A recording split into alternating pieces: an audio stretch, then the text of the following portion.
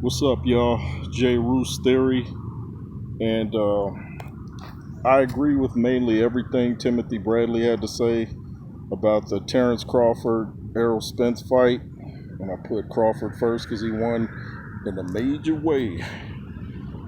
I know you guys might be a little bit tired of hearing about it since this fight nearly broke the internet with all kind of things going on. But Timothy Bradley was talking about how Errol Spence and their team's plan didn't work, which seemed to be trying to let Terrence Crawford, age a bit before they fight him. And see, that's what's wrong with this country. They put such a high regard on youth that you think, oh, the older he gets, I have a better chance.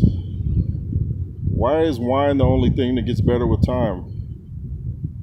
It's probably more dangerous now fighting Terrence Crawford than when he was younger, because he's had a chance to learn and experience things. Youth isn't everything.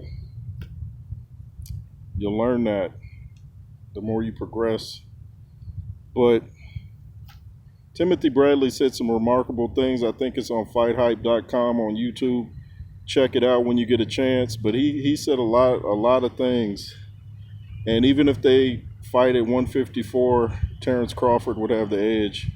There's people like Stephen A. Smith, Teddy Atlas, they're begging Errol Spence not to take this rematch. And Teddy Atlas at least said take a year off.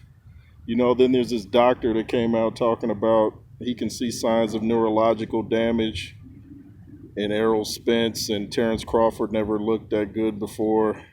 This was Terrence Crawford's biggest moment, and he looks good every fight. But he looked the best this fight because this was his moment, and he took advantage of it. That's what great fighters do.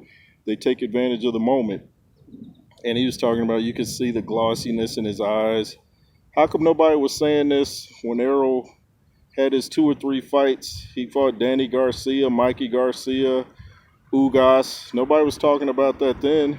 Now all of a sudden, he has glossy eyes. I've never seen a guy with neurological damage have a physique that looked as good as Errol Spence. And he ended the fight on his feet. So, I don't know if this guy's a real doctor. He might be, he might not be. I don't know. But the fact of the matter is, Terrence Crawford won the fight. Errol Spence wants a rematch. Some people think that Errol Spence should retire. He should only retire if he wants to retire. People are quick to tell you what to do with your life and, how you should handle your career. But, that's up to the individual fighter. That's up to Errol Spence. That's up to his team, his family. So,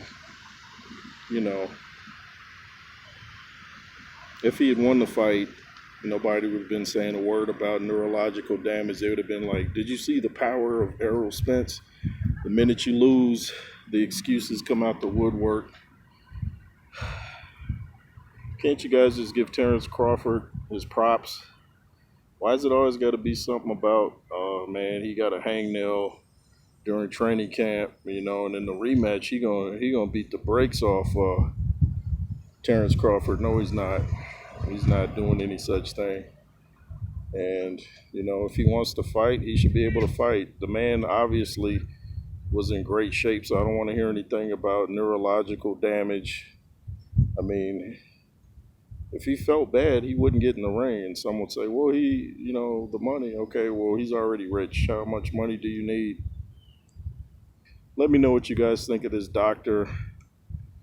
I just heard a bit of it on Counterpunch Boxing News. Shout out to you, Kurt. There's a whole video, though, with this alleged doctor talking. And even if he is a legitimate doctor, doctors don't know everything. In fact, they don't know nothing really about health, because I remember talking to a doctor once, telling him about this was in person, telling him about the health benefits of apple cider vinegar. And he's like, oh, really?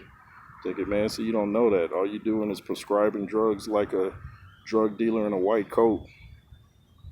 That's all these doctors pretty much are now. They go to med school and learn which drugs to give out. These drug companies get a kickback. Look into it. Anyway, It's the J. Roos Theory. Make sure to comment, share, subscribe. LSR forever and be fearless. Yay.